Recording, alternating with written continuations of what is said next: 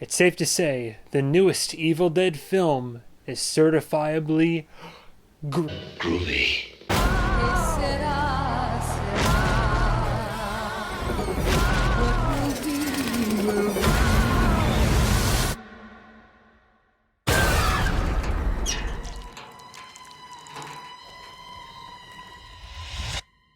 Mom?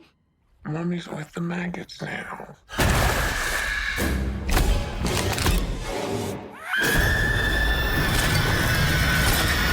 What will be.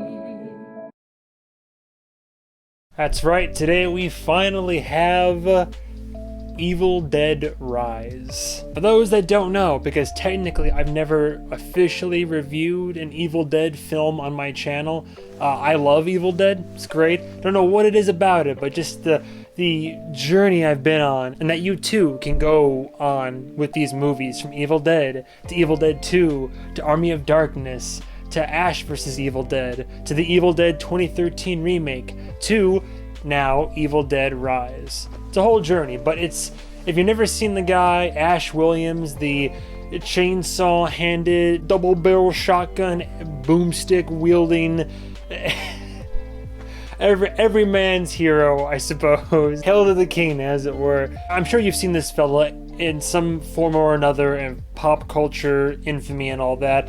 I don't know what it is about it. It's a series that's gone from being horror to being dark comedy, horror, to like zany, violent comedy, to then tonal shift, super serious horror, soft reboot, to this, which I personally believe Rise is kind of the best of all the worlds. Now, I don't know what the reviews have said yet. I mean, critic-wise, yeah, I looked them up. It's mostly predominantly positive. It was above 90% for a minute. Fans have been mostly positive. I've heard, I think, one person that I know is a fan of Evil Dead not care for it, which I get, sure, but for me personally, I was worried at first. I was concerned throughout the development cycle of this. I'm not too sure why. After the Evil Dead 2013 remake base, I keep calling it a remake, it's like a soft remake slash sequel of sorts, but I remember when it came out all those years back, 10 now, and I really enjoyed it, but it was really divisive amongst the community. Even though it was a cabin in the woods with the usual horror tropes and the exact same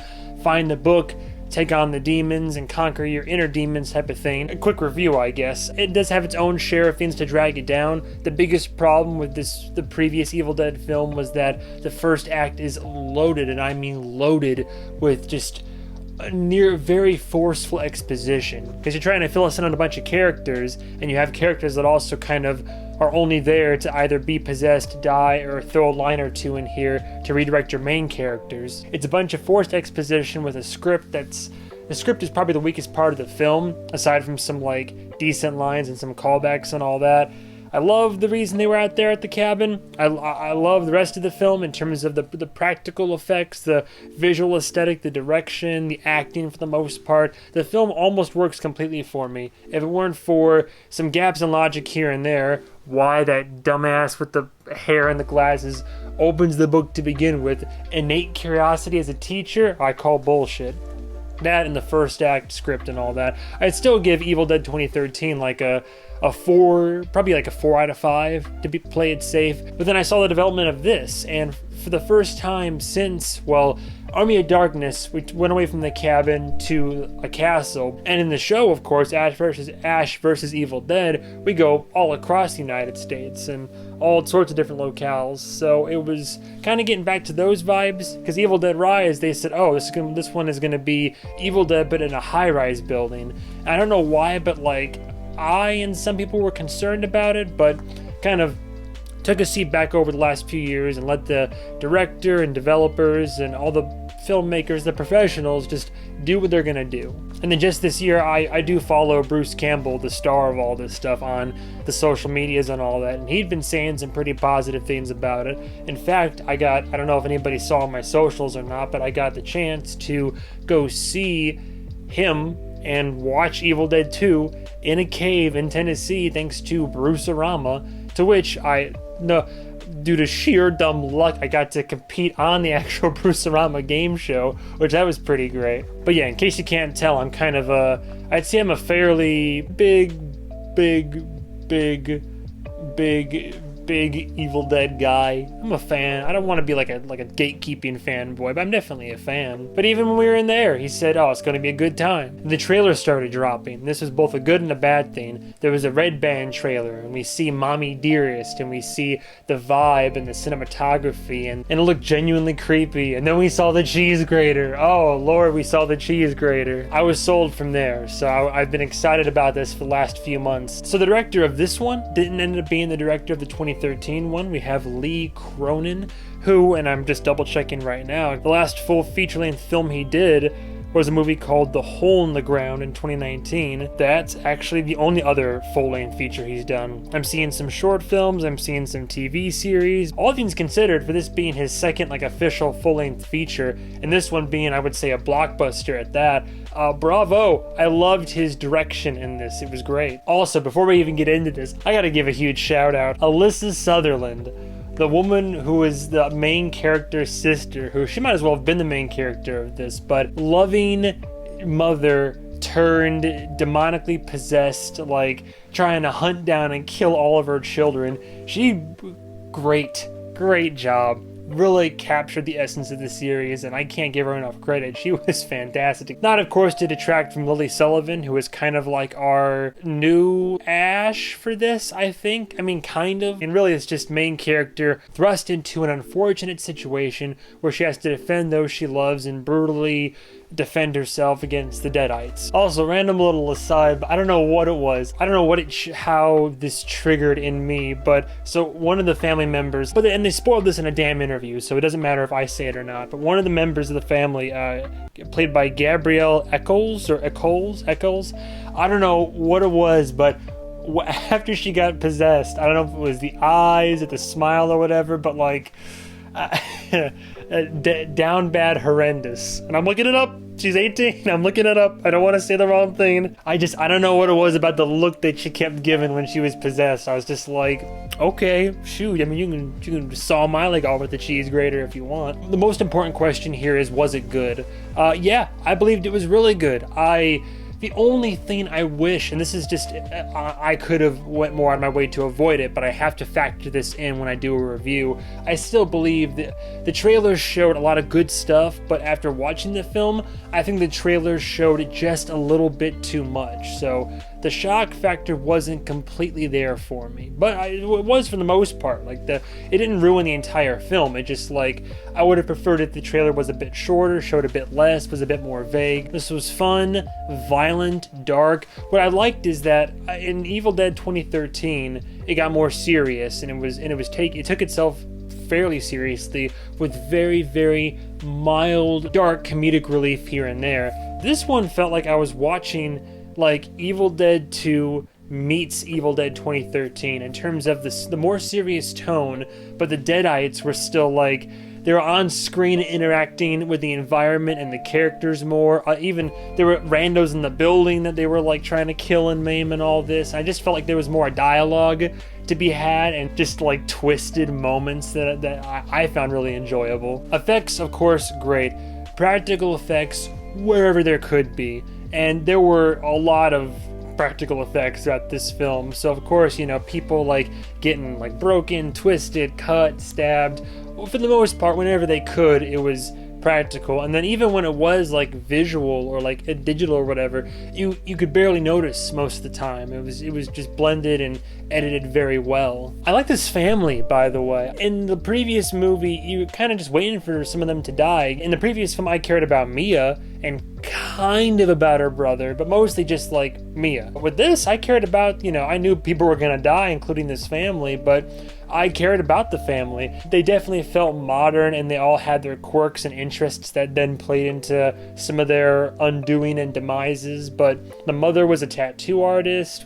The brother was into being a DJ, so he worked with vinyl and all this type of stuff and had sound systems and speakers. To even our main character is coming back into town. She's a guitar technician who's a groupie who works with bands traveling across the I assume the country and the world and whatnot. All the characters I was fond of, and I mean there were some throwaways that other tenants in the building, but none of them were bad or wasted. They all just kind of played their part. I also like the sound design in this, especially, I don't know what it was, but when they said they don't speak the words, but they play it. This guy unwittingly plays it over his speakers from like a vinyl album, and I don't know what it was, but the modulated like over the speaker as he's doing it. But I thought it was really cool. Of course, mom being like, "Open up now. You don't look so good, mom." Nothing a big old kiss from you won't fix.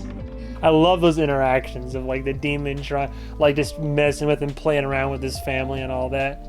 Which they make a point to say that's the whole point, is that the demon is not meant to just directly like kill, but it's meant, it terrorizes and instills fear and horror, and then finishes you off and swallows your soul, as it were. And I don't want to spoil too much either, but I like how they're also, it explains how this is all happening, basically expands upon and opens up more lore in the Evil Dead universe. Like I believe they're going to keep making them, and I think they should. Because, I mean, if they're going to be like this, of such high quality, then they really should keep going. In case I didn't already make it apparent, I really, really enjoyed this. I think there's very little to criticize about it. Maybe some, like, occasional gaps in logic with character decisions, I guess. But, I mean, pacing, directing, the visuals, editing, the sound design, the music, the everything. Of course, the obligatory final chainsaw encounter. Again, the trailers showed her with the chainsaw, and you can kind of piece together the narrative progression from said trailers, so I'm not giving away too much here. But yeah, I have very little negative to say about this film. I would like to go see it again. I think I might see it again. If you are a fan of movies I like, or a fan of any of what I just talked about, it's definitely worth catching in theaters. If you don't like horror or Evil Dead or anything like that, because again, these things are also like purposefully and ridiculously just violent, and that's what I like. They're bloody, they're gory, they're disturbing, they play with different types of phobias and all that, whether it's needles, knives, or glass, or like literally swallowing glass, or cheese graters. So, obviously if you aren't into that kind of thing, or that lane of like film or horror, then it's probably not going to be for you. And maybe if you're a quote-unquote Evil Dead purist, I mean, I don't know, like, from what I've heard from my other friends who are Evil Dead fans, they enjoyed this, and they said they enjoyed it more than the previous Evil Dead film. So, I mean, really, I guess it's just kind of personal preference at this point. I think that it does what, sequels always should do, which is keep true to the core of what Evil Dead is about, but expand upon, the universe, characters, lore, the effects, the different creative kills and violence and all that. And I think it did a good job. It was creative, it was different, and yet still at its core, I felt like I was watching an Evil Dead film. I gotta go watch it again though. I felt like a part of my experience was ruined because, and I'm not even exaggerating, this was not even the noisiest theater that I've ever been to see a movie in. I went on a Friday night. I was expecting some jeering and cheering and whatnot. The woman behind me had a damn heart attack 15 times in this film. But it was so when people were getting up and moving and shuffling, it was just like people were running a marathon in this theater. It wasn't even kids, it was just adults that just kept moving. And like, I don't know what happened. It's like when people used to fly on planes in suits. It used to be a thing. Now they're in Crocs and pajamas cutting their toenails. Same thing with movie theaters. It used to be like you went to the theater for an experience and you went down, I don't mind if you quietly whisper something every now and then, or if you react, or even if your kid's there watching Jurassic Park for the first time, or if you have to sneeze or scream or cough or go to the bathroom or whatever. But God, people are just straight up disrespectful. People are just ugly in theaters these days. Not even whispering, but it's that like low hushed, you're putting some bass in your throat and you're disturbing just a few rows down, chewing popcorn so loud I can hear you from the back of the damn auditorium. Pulling out your phone. Oh my God, that's the biggest one. I swear to God, I'm gonna start throwing popcorn at you motherfuckers. I swear to God. 2 rows down, 3 to the right, and I see some guy just bring up the phone, and it's just, and where I'm sitting in the dark, it might as well be doing this. Like, I swear to God, if you start checking social media during the film, fuck you. Honestly. No respect. Even happens in the art house theater I go to. People wait for the do not use your phone thing to come on before they're like, all right, I just want to open here. We come to this place. I'm off my soapbox. End of the day, I really, really enjoyed Evil Dead Rise. I want to watch it again without any interruptions or people like grinding on my gears, so I can focus and enjoy and all that. I'm tempted to say I'd even go as far as to say I loved it. It might be one of my favorites this year, but I'm also incredibly biased. I'm very biased. I love Evil Dead. I love horror. I don't know what it is, but I love survival horror. But almost every single thing about this film works for me. And I appreciate all the effort that went into it, and I hope we get more like this, because I'm always down for more Evil Dead. For all these reasons and more, I'm pretty sure I would give Evil Dead Rise a high 4 out of 5. I'd give it a high 4 out of 5. It's not perfect, and I felt like, again, my experience was kind of interrupted, more or less, and the marketing ruined some of the aspects of the film that I would have loved to have been surprised by in the moment. And every now and then, like, people's logic doesn't quite add up, but I guess it's always that, like, you gotta eventually accept the fact that it's demonic possession you're dealing with and not just some, like, spasms. And quick little spoiler talkings. You can skip right past this, but one, I like how in the movie the mom was like fighting this demon tooth and nail. She didn't just get possessed and that was the end of it. For like a good chunk of the film, like 10-15 minutes, she's like fighting this possession and coming back a little bit, then falling in and coming back, and then finally gone. But it was cool to see that her actually trying to fight back against the possession. And the other bit, the finale in the parking garage. Any of my Last of Us 2 fans? A Rat King? No, it was just the Rat King. It was just the Rat King. That's all it was. I'm sure I can go into other like spoiler talk and all that, but I don't have a big enough following or a big enough, engagement and conversation to justify making a whole spoiler video. So I'll leave it at that. Evil Dead Rise, high 4 out of 5. It was as good as I wanted it to be, and hopefully after another viewing I can even have a greater appreciation for it. But in the meantime, thank you guys and gals so much for watching, and stay tuned for the next episode of whatever movie I review. And goodbye, and stay groovy.